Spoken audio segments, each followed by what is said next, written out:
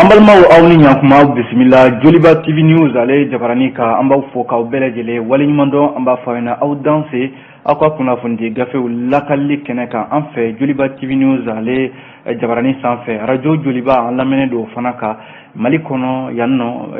Bamako yanno ka se segu ka ofeno radio Joliba lamene do fana ambi bele jele fo ka be walinyundo amba fayna awni nyankuma aw danse akwa kuna fundi gafe ulu lakali keneka gafe numbe sebe anya fote dungo do abe sebe ambalma kuna fundi lawde fe lada de do limana dungo do wala saka jamana de kuna funin kata dogun konna landene foka si juma do yoma wala ambuye keneka ka sega gafe nu ka bama yelma bamana kana wala sa aw bela jele seka famia soro jamana kuna fun la chogomina o kuma sigira keneka amba befo dante folimina kuna funu bambulu koro limana gafe nu sebenendo minu namina ndado ulula sisa amba damne ni fasadi sebe miye kama ko lende pana ale kumana akakumala bi ajira kafo ko aiwa kuma nyogonya minni obeka to sina mali ni sedia woche ajala kafo ko sigafo balale no yesome extraordinary o bolodale do aiwa juma nataina gana jamana ka ukafaba yerela akra ajala kafo jamana kuntigi colonel Asimi Goita ale koni welimbe o keneka amina ndado la 600 l'indépendant kono ni l'indépendant yufo limana lesor fana kuma ay dado ala sabu lesor ya jira ka foko ni ngoni jigi siga fodi sabu jigi yawo sika dafa siga formina malini sedia woche lesor yi dado la limana amina fana nyefo awye kuma flyni l'indépendant ni lesor bi nyon dafa ala o mana boy le soir de Bamako kumana soir de Bamako ya jira ka foko dien war bomba mbe nu kama ko bank mondial ko alebi ka nyeta ka bara do buluda wala saka mali de men do na tawla mimbe talike bank mondial ka la sigide mimbe mali la no e Clara Ana de Souza alini anga fangablo minya shine do na folo ko ma ko luye nyogonye do ke hakilla fale do baran tabulu la los amina ndado la soir de Bamako kono o mana boy limana o kajira ka fo marsikalo tle mugani saba kana samba flani tan kononto kana bla marsikalo tle mugani saba samba flani mugan ani fla minye sans sabaye limana o fagali bami na kera ogo sagu limana o na fagali nyogona ma delika ke malila en folo ma kemeni ko limana o kolu bele jere daji so mara kilin les 5 mana kabi o mana boy terengo kuma biya teremi ni anake jamana nyamago terengo yin uta akode kalama walma terengo kuma mina fora no teremi na be boli limana mali du baw ni nyonche kata fo Dakar Senegal fabala ko terengo yin koni ka akoni kembe jamana nyamago ba kuma de foka mana biri jamana de unyana sansi de akuma fo de amina anda do ala sisa nouvelle horizon fana kuma na aya nouvelle horizon ya jira ka fo ni wakati na limana anga wasa blomba no CNT Conseil national de transition limana ko madama do ba konna la minunga kuma kembe kuma jurunta kalanta kuni ju foita kuma ula kuma be iba yu bo réseaux sociaux ka kuma limana yelemani ba min bolo dale do anga jamana kono ya iba soro ma chama de be senti kono minum bu boka kuma chama fo kuma manu wale ya itado abike chu abikina ke sirawo siraka nga nunumbu dafa kuma baula limana ka soro ni jamana yere billa halam nabi kuma sebe ma fenya wo kuma tase kuma minum be ni ma be sika fo mata ke tugo yere do nouvelle horizon de afode amina ndado wala si sam sura ka kun chene miye le challenger le mano l'embargo noye embargo mini o ye gerante sede o kelendo ka min sigi malidala le mano ko musola ka torombe akola bide musola ka musomi rebe no kama ko yogware dunyo ale jekulu do nyemoy APP Mali o nyemogo do ayajira ka foko musola ka utakemba la gerante bi o kokolu kon mina faranyonka geleya mana ke chugo musokai jamana kono ka kuma wala sa fereb sika sorala okolu bina jere bado ke minye maskalo tlem wani worona toy ka jamana nyemogo deme a ko strategie nuna ninde kuna funula bakuruma damaro ye gafe konna la bi amina ndado minuna sisa minye amba damne ni l'indépendant ye limana l'indépendant kumana l'indépendant ya jira ka fo CEDEAO ani Mali che kuma nyogonya mina kuma folembe bi jarla ka fo ko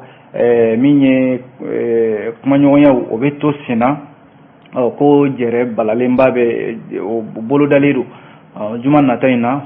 Ghana jamana kɔnɔna la u ka faaba yɛrɛ n'o ye Accra ye a jarala k'a fɔ tile 3 tɛmɛnen kɔfɛ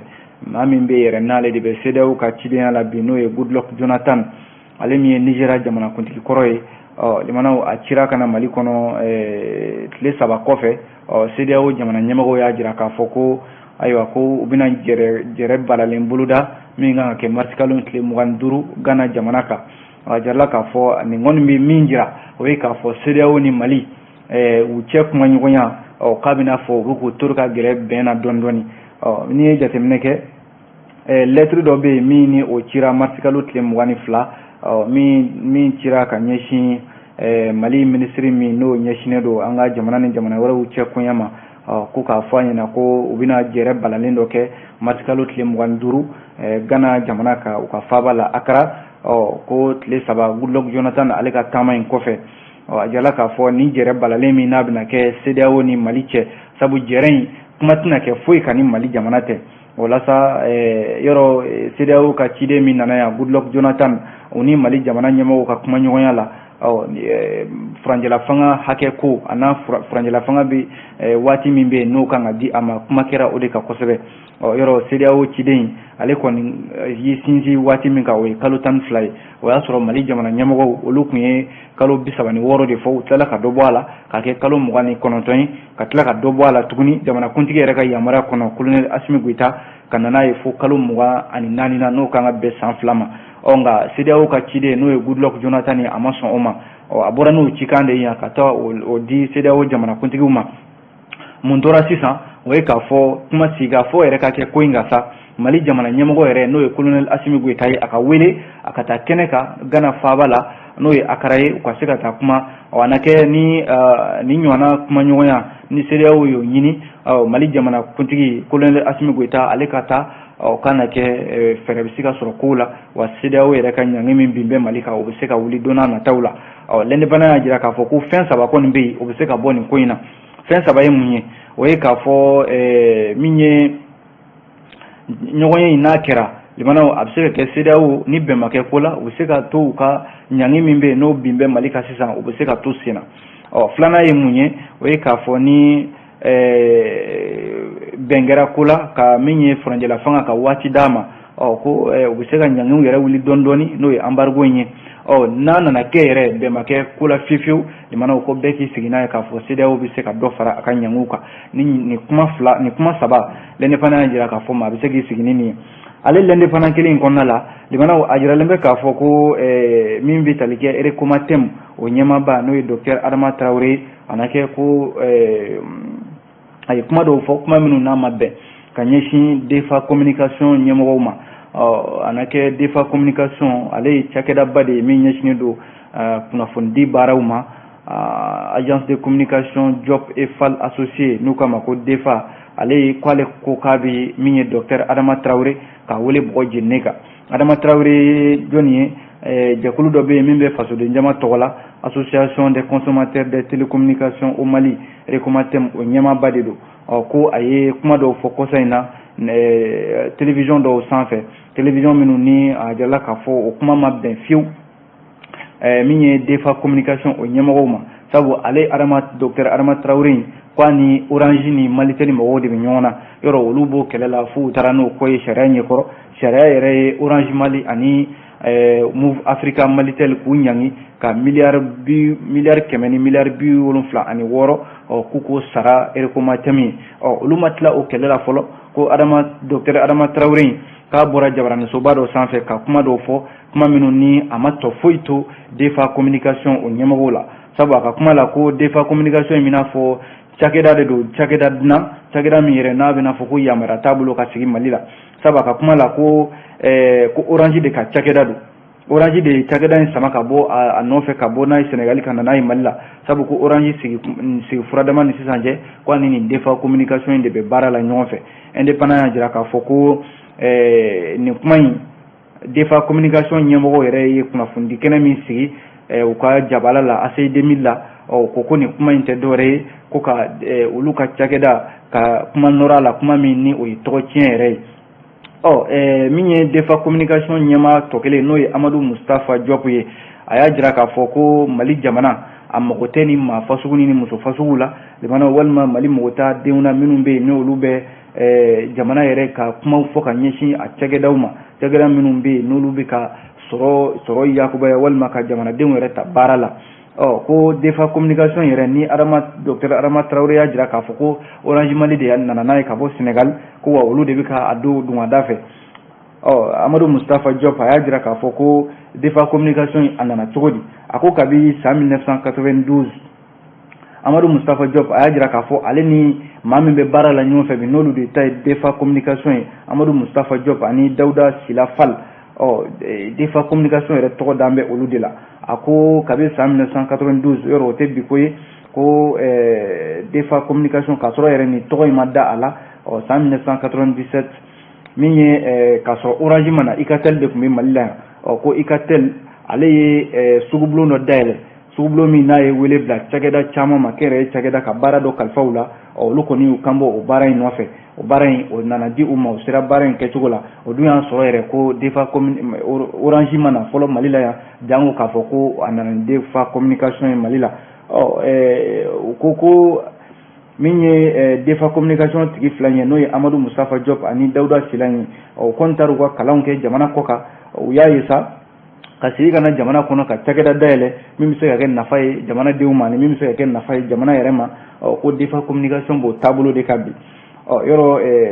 bi na a bɛ baara min na n'o ye jamanadenw la kunnafoni ye a jala k'a fɔ u b'o sira de kan u tɛ sira wɛrɛ kan n'o ye ɲagamini sira ye ko nka bi na maaw de sɔrɔla bi minnu bɛ ka u ma dan Orange Mali ni Move Africa Malitel ka olu tɔgɔw tiɲɛ walima ka kuma wɛrɛ fɔ olu ma fo ka taa don DEFA communication ale cakɛyɔrɔ la k'a fɔ ko o ye cakɛda ye min na a man ka sigi Mali kɔnɔna la k'a sɔrɔ dun n'i y'an ka impôt ni taxe u b'o sara wa ko Mali tɛ jamana ye jamana min na a b'a bali k'a fɔ cakɛda ka sigi a ka jamana kɔnɔ sabu a bɛ fɔ min ma ko liberté d'implantation n'o ye cakɛda fɛn fɛn bɛ yen n'e bɛ fɛ ka sigi Mali kɔnɔ i yamaruyalen don o sariya bɛ yan i ka na i ka baara kɛ n'i ma don Mali jamana sariyaw gasi la ko DEFA communication b'o o de ye siratigɛ la yan ko nka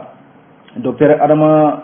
Traoré n'ale de ye Recomatem ɲɛmaa ye a ye kuma o kuma fɔ kuma in ko a bɛ taa jaabi di sariya ɲɛkɔrɔ i n'a fɔ min ye Amadou Moustapha Diop ale ka ɲɛfɔliw la min ye GPAC mɔgɔw n'o ye o ye groupe professionnel d'agents de communication ɲɛmaa Siri Daɲogo ale yɛrɛ tun bɛ kɛnɛ kan ko fɛn fɛn DEFA communication dɛmɛni ye sabu cakɛda min filɛ a b'olu ka kulu kɔnɔ a jɔyɔrɔ ka bɔ jamana sɔrɔda la kosɛbɛ olu kɔni b'a dɛmɛ nin baara in na a jala k'a fɔ an b'o de bolo kan sisan jamanaw min ye hali kunnafonidilaw ka maakɔrɔba dɔ bɛ yen n'o ye Si Solomani Si ye ale fana tun bɛ kɛnɛ kan ye ale fana ye seereya caman di a ko Amadou Moustapha Diop min filɛ nin ye ko Madina kurakaden don wa maa do fana u ka somɔgɔw fɛn fɛn bɛ yen nɔ u ka du kɔnɔna la i b'a sɔrɔ maaw bɔra u ka du kɔnɔ minnu ni olu ye baara kɛ jamana in kɔnɔ jamana in ɲɛtaa ale siratigɛw la kunnafoni filɛ limanaw nin tɛ ne ka kuma ye an ye nin bɔ l'indépendant de kɔnɔ an bɔra ka CEDEAO ka kuma min fɔ sisan ani Mali cɛ sigikafɔ limanaw min ye l'essor ye ale fana kɛlen don k'i da don a la a y'a jira k'a fɔ ko ayiwa ko nin kɔni ye sigikafɔ ye jigiya bɛɛ lajɛlen bɛ se ka sɔrɔ sigikafɔ min na yɔrɔ Goodluck Jonathan ale ka nani laban min kɛra Mali la yan n'a kɛra sababu ye ka fan fila bɛɛ lajɛlen gɛrɛ ɲɔgɔn na n'o ye Mali jamana ɲɛmɔgɔw ani CEDEAO jamana ɲɛmɔgɔw ko ɲɔgɔn ye min kan ka boloda juma nata in ɲɔgɔn ye in a bɛ sɔn ka wele fɛn na fɛn min n'o ye bɛnkan ye fɛn min n'o bɛ se ka kɛ yɛrɛ CEDEAO ka ɲangini minnu ni jamana ɲɛmɔgɔw y'o kɛ ɲangini ye k'a ni sariya tɛ taa wa a bɛ dankari kɛ hadamadenw yɛrɛ ka hakɛ la Mali kɔnɔna la yan nɔ a jirala k'a fɔ n'i ye jateminɛ kɛ Mali jamana ɲɛmɔgɔw sigikafɔ ani bɛn bɛ se ka kɛ ko la cogo min na ko jamana ɲɛmɔgɔw kɔni bɛ o de bolo ka bi o de y'a to u ma datugu CEDEAO ɲɛ fiyewu ko nka CEDEAO kɔni ka laɲini tɛ foyi ye jamanaw ka se ka kalata jagoya kalataw k'olu boloda Mali kɔnɔ Mali jamana ɲɛmɔgɔw dun y'a jir'u la k'a fɔ foyi tɛ se ka kɛ Mali kɔnɔ bi ni basigi ma na fo baara foyi tɛ se ka kɛ Mali kɔnɔ bi ni jamanadenw ye laɲini min kɛ n'o ye yɛlɛmaniw ye ni ko baara bolodalen minnu bɛ yen n'olu kan ka kɛ jamana kɔnɔ n'olu ma se ka bɔ a sira ma CEDEAO de nana kan dɔ ko fo ka kɛ kalo 12 kɔnɔna la baara gɛlɛn jumɛn de bɛ yen min bɛ se ka kɛ kalo 12 kɔnɔ k'a sɔrɔ dun jamanaw baaraw don minnu fanga ka girin hali ni ko san kelen san fila san naani limanaw baara ninnu bɛ se ka taa o kundamaw la a jarala k'a fɔ CEDEAO ka ciden min bɔra Goodluck Jonathan Lessor ka fɔ la ko kuma min b'u bolo n'u bɛ se ka sigi n'o ye bi k'o de ye k'a fɔ Mali ka se ka kalata labɛn joona joona o dun Mali jamana ɲɛmɔgɔw fɛla t'o ye o kɔni u ma se ka bɛn ko la kabi CEDEAO ye a ka ɲangi bɛ Mali ka janvier kalo tile 9 fo ka n'a bila bi la ani UEMOA limanaw Mali jamanadenw y'a jira k'a fɔ nin kɔni ye bengani de ye nin ye jamanadenw tɔɔrɔli de ye ka embargo kɛ Mali kan k'a sɔrɔ dun Mali u ma fingɛ u ma jɛkɛ Mali ko de k'a bɛ fɛ k'a ka jamana dilan a bɛ fɛ k'a ka jamana bɔ nɔgɔ la ni CEDEAO y'o kɛ ɲangini ye k'o bi Mali kan Mali jamana ɲɛmɔgɔw y'a jira k'a fɔ o kɔni o tɛ baasi ye nka olu fana ma datugu nka CEDEAO de kɛmɛ ka i jɔ yɔrɔ kelen bi sabu u ye waati Mali jamana ɲɛmɔgɔw ye waati minnu fɔ n'o de ye furanjɛla fanga waatiw ye limanaw u ye dɔ bɔ a la fo ka na kɛ san 2 ye an b'o de bolo ka bi jɛrɛ min bɛ yen n'o kan ka boloda CEDEAO fɛ juma nata in mars kalo tile 25 komi a bɛ se k'a fɔ a bɛ se ka wolo fɛn na fɛn min n'o bɛ se ka kɛ jigiya yɛrɛ ye n'o tɛ gɛlɛya min bɛ Mali ka bi limanaw a gɛlɛya Mali dɔrɔn tɛ dɛ hali an kɛrɛfɛ jamana minnu bɛ yen i n'a fɔ Senegal n'a ɲɔgɔnnaw Mali ka jagokɛla soba chambre de commerce et d'industrie du Mali o ɲɛmɔgɔ Youssou Bakili ale ye seereya dɔw di a y'a jira k'a fɔ Mali ka minɛn fɛn fɛn bɛ yen n'a bɛ sɔrɔ Mali kɔnɔ yan a la 170 o bɛ bɔ an kɛrɛfɛ jamanaw de la a la fanba ye Senegal yɛrɛ port ye Senegal ta kɔni kɛn bɛ bi limanaw Mali de y'u ka sannikɛba fɔlɔfɔlɔ yɛrɛ ye n'u ye jamana datugu u ni Senegal cɛ yɔrɔ ko Senegal fana a fana ta kɛn bɛ gɛrɛntɛ ye bi min ni Mali yɛrɛ ta tɛ kelen ye kunnafoni filɛ limanaw an ye nin bɔ fasidi sɛbɛn Lessor ale kɔnɔ n'an bɔra yen an bɛ don Soir de Bamako kɔnɔ a kumana limanaw Soir de Bamako y'a jira k'a fɔ min bɛ tali kɛ Mali ni a dɛmɛbaa jɛkulu i n'a fɔ diɲɛ waribonba min bɛ yen n'u k'a ma ko Banque mondiale ko Banque mondiale bɛ fɛ ka sira kura dɔw ta walasa ka Mali jamana dɛmɛ don nataw la o de la min bɛ tali kɛ minisiriso min bɛ yen n'o ɲɛsinnen don an ka sɔrɔkow ma Alhussein Sanu ko ale ye mars kalo tile 22 tɛmɛnen Banque mondiale ka bolofara min ɲɛsinnen don Mali kɔnɔ la yan o ɲɛmaaba Madame Clara Anna de Souza k'a y'o bisimila kuma in kɔnɔna la a y'a jira k'a fɔ ayiwa Mali kɔni bɛ waati dɔ kɔnɔ sisan min ye CEDEAO ka ɲangi ye o kɛmɛ ka gɛrɛntɛ o kɛmɛ ka tiɲɛniba de don an kunna nin waati ninnu na ko sigafɔ in kun ye mun ye o ye k'a fɔ Mali jamana ani Banque mondiale limanaw u bɛ se ka baara kuraw boloda kabi janvier kalo tɛmɛnen na o baaraw yɛrɛ tun bɛ sen na ko Mali ma kɛrɛnkɛrɛnnenya nafolo minnu bɛ yen n'olu kun kan ka sara Mali jamana fɛ olu de nana fara ɲɔgɔn kan limanaw o bɛ miliyari 100 ani miliyari 10 bi an kɛrɛfɛ jamanaw nafolo minnu bɛ yen ni juru yɛrɛ don an kan ka sara k'a bɛ se o la bi ka sababu kɛ an ka nafolo min ni UEMOA kɛmɛ k'i tɛgɛ biri o kan an sen tɛ ka o sɔrɔ a jarala k'a fɔ a kɛmɛ sababu yɛrɛ kosɛbɛ nafoloba min kɔnɔna la sabu CEDEAO kɛlen don ka ɲangi min ta Mali kan limanaw ɲangi kɔni n'i ko ko damatɛmɛ wale don i ma kuma sabu nin kɔni ka fiɲɛ yɛrɛ de tigɛ malidenw na CEDEAO b'o sira de kan bi Banque mondiale y'a ye sa ale kɔni bɛɛ de jɛ ye ale kan ka ale tɛ politiki ko la nafolo ko de y'a ka baara ye a ka Mali jamana dɛmɛ bi o de la bi na ko Banque mondiale ka nin lasigiden min bɛ Mali la yan n'o ye Madame Clara Anna de Souza a y'a teliya ani Mali minisiri min bɛ yen n'o b'an ka sɔrɔko kunna u ka ɲɔgɔn ye joona walasa ka se ka nin gɛlɛya ninnu ka dɔ bɔ a la o de ye siratigɛ la a jarala k'a fɔ balonntanya ani an ka baganw ka dumuniw ani min ye baganw bɛ se ka gɛn ka taa yɔrɔw la u bɛ se ka lafiya yɔrɔ minnu na cogo min na ani min bɛ tali kɛ lakanabaliya min n'o o ɲɔ ɲɛnen don halisa jamana camancɛ n'a woroduguyanfanw la Banque mondiale bɛ fɛ k'i bolo bila jufa la ka nafolo caman de di Mali ma don nataw la walasa ka se ka nin gɛlɛya minnu fɔlen filɛ nin ka dɔ bɔ a la a jarala k'a fɔ janvier kalo tɛmɛnen na ko miliyari 12 ɲɔgɔnna o dira o kɔ miliyari 450 ani 54 o fana kan ka di don nataw la walasa ka se ka dɛmɛ don nin baara ninnu na ayiwa kunnafoni filɛ limanaw an ye nin bɔ Soir de Bamako ale kɔnɔna la n'an bɔra yen an bɛ don face de semaine de Sphinx kɔnɔ limanaw Sphinx kumana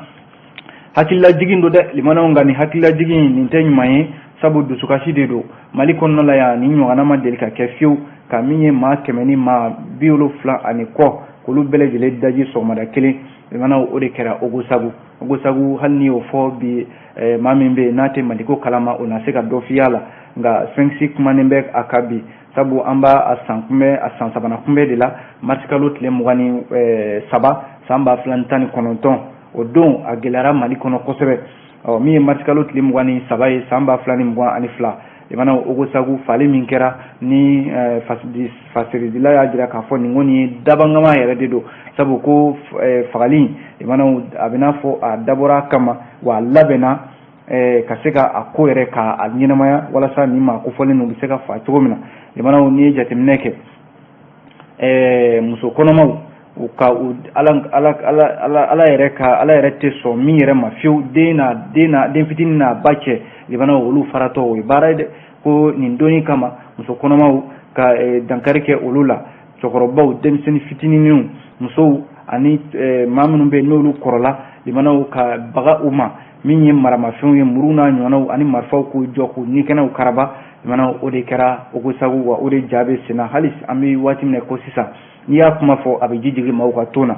o la sa Ogosagu ale min n'a ni Bankasi cɛ kilomɛtiri 14 marisi kalo dɔ tile 23 san 2019 ni kunnafoniya bɔra ka bi k'a fɔ nin ɲɔgɔnna faliba limanaw u taara bin maaw kan u ma dan maaw yɛrɛ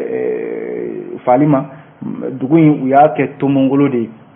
sabu fɛn o fɛn bɛ yen n'o bɛ ko o bɛ se ka kɛ magoɲɛfɛn ye a donni kama maajugu ninnu u y'a bɛɛ lajɛlen dakolon ci ka filengolo ci ka taa n'a ye nka limanaw a jala k'a fɔ an b'o de bolo ka nin waati ninnu na min ye kunnafoni minnu dira a waati la bɔlɔlɔw sanfɛ a ye bɛɛ lajɛlen dabali ban ni maa bɛ se k'a fɔ bi Ogosagu kelen limanaw a kɛra sababu ye a kɔfɛ maa de ma sɔrɔ tɛgɛ bɛ se ka ɲɛsin maa ma ko nin de ye Ogosagu a faliba kɛ hali sini o sɛgɛsɛgɛli bɛ senna limanaw o wulikajɔw bɛ senna maa 100 ni maa 74 sɔgɔmada kelen ka olu bɛɛ lajɛlen daji limanaw a kɛra misigi ye dɛ kunnafoni filɛ le Sphinx ale de y'a fɔ limanaw yan'an ka bɔ Sphinx kɔnɔ a jaralen bɛ k'a fɔ ko terrain ko kuma de bi yan nɔ terrain min ni a kuma bɛ ka fɔ nka limanaw terrain ko kɔni a kɛn bɛ kuma de ye nka ta tɛ bɔ sisi tɛ ka mɛnɛ a jarala k'a fɔ min ye terrain a jɔra a bɛ san caman bɔ sisan arayi min na a fɔra k'a fɔ o bɛ ka dilan so kuraw bɛ ka dilan ka peinture kuraw ko olu la ka mana biri maaw ɲɛna yɔrɔ arayi k'a daminɛ min ye Régie des chemins de fer du Mali RCFM ka bɔ o la ka na kɛ Transrail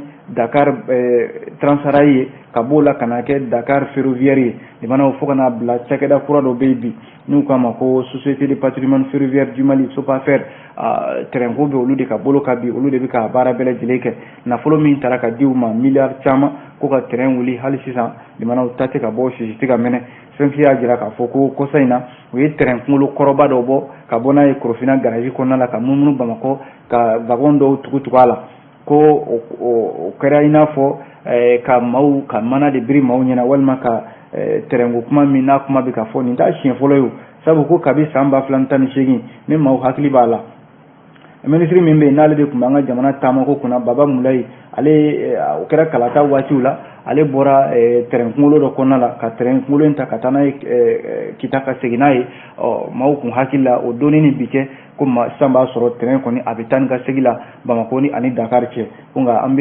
min bɛ senna bi bɛɛ ɲɛ b'o la wa min kɛra o dongo fana marisi kalo tile 4 terrain kunkolo kɔrɔba dɔ bɛ yen n'u k'a ma ko CC 2205 limanaw u y'ale bɔ Korofina garage kɔnɔna la ka munumunu n'a ye Bamakɔ dugu kɔnɔna la a waati minisiri min yɛrɛ bɛ yen n'ale bɛ taama ko kunna madame Danbele Madina Sisoko ale ye communiqué dɔ kɛ k'a fɔ ko ayiwa ko terrain kunkolo dɔ bɛ yen a bɛna bɔ ko maaw k'u kɔlɔsi maaw ka siraw bila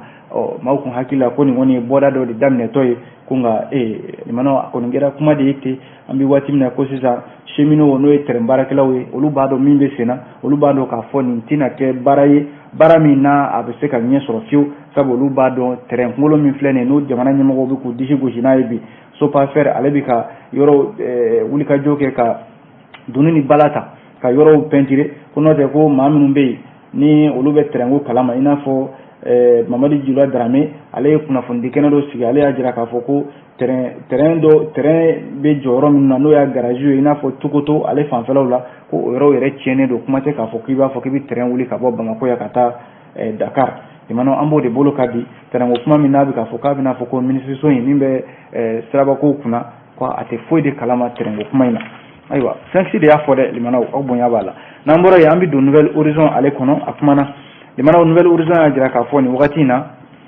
ko an ka CNT n'o ye Conseil national de transition ye député minnu bɛ yen ni olu de bɛ député jɔyɔrɔ la bi Limanaw ko CNT bɛ fɛ ka danaya min d'an b'a kan n'o ye jamanadenw kumada ye Limanaw k'u bɛ fɛ ka danaya in bɔ a kan dɛ k'a sababu kɛ maa dɔw ye minnu bɛ yen ni kuma fasugu bɛɛ lajɛlen de bɛ b'u da jamana in kɔnɔna la walasa Nouvelle Horizon y'a jira k'a fɔ yɔrɔ yani Ibrahim Bokar Keita ale ka fanga ka bin min ye M5 RFP ye o maa mafalenba minnu bɛ yen n'olu de bɛ CNT in kɔnɔna la bi olu caman ye CNT kelen kɛ k'a fɔ ko ayiwa ko CNT in tɛ fɛn min ni sariya y'a sigi ko wa ko jamanadenw t'a kɔ Ibrahim Bokar Keita ka fanga binnen o maa kelenw de nana don Conseil national de transition in kɔnɔna la ko wa ayiwa u kɔni cɛra bɔlɔn kɔnɔna la Nouvelle Horizon de ka kuma don dɛ ko wa maaw don minnu ni a baara dɔn foyi t'u la a baara CNT yɛrɛ kan ka taa taabolo minnu fɛ Limanaw ko u tɛ ka taa o taabolo fɛ u taw kɔni kɛ bɛ kumaw ye ten bɔlɔlɔw sanfɛ walasa a jarala k'a fɔ CNT maa damadɔ bɛ yen i n'a fɔ Abubakar Sidiki Fɔnba ani Adama Jara Ben le Cerveau fo ka taa se Amina Fofana ko ninnu ka kumaw réseaux sociaux sanfɛ Limanaw ka kɛmɛ ka bɛɛ de dabali ban bi maa min bɛ yen n'o kan ka jamanadenw ka kumaw lafasa maa minnu bɛ yen n'olu de kan ka jamanadenw jigi sigi n'olu ka kumaw taara kɛ nin kuma fasugu ye ko kɔsa in na yɛrɛ yɔrɔ Isa Kawjim ale kɔni ye place di Abubakar Sidiki Fɔnba de ma nin waati in na sabu maa fɔlɔ min bɛ yen n'ale bɛ bɔ réseaux sociaux sanfɛ bɔlɔlɔw ka kuma fasugu bɛɛ lajɛlen fɔ kuma minnu yɛrɛ Limanaw ni i k'i makun a ka fisa n'a ye o ye k'a fɔ a kuma ninnu daminɛw la kɔsa in na ko ayiwa u taara Kita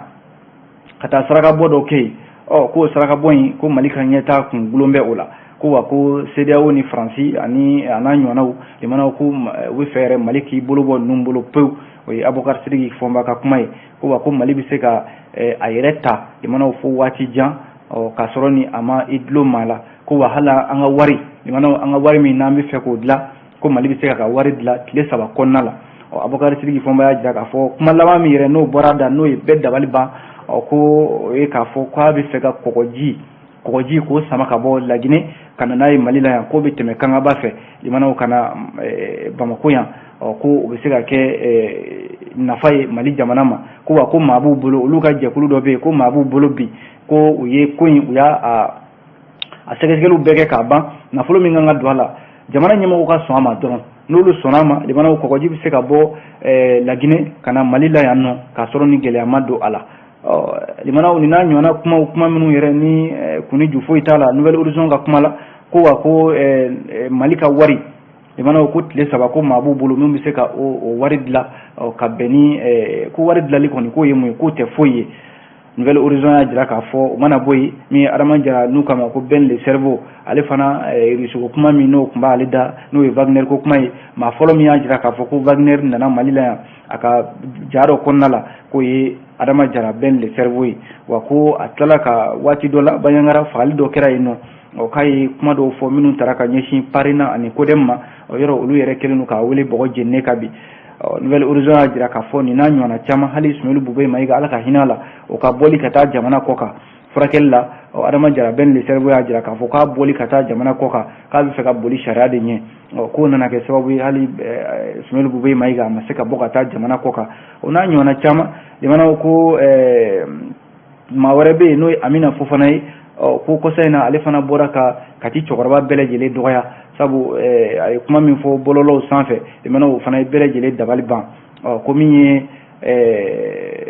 maa wɛrɛ bɛ yen n'o ye Ouattara tɔgɔ dɔ ye ko ale fana RFI ni France 24 datugulen Mali la yan k'o kɛra sababu ye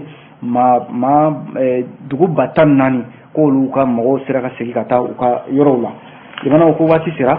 e ko an ti kunnafoni bila yan an sera ka min lakale ka bɛn ni waati o ye nin k'aw fo k'aw bɛɛ lajɛlen waleɲuman dɔn a k'an bɛn diɲɛ waati wɛrɛ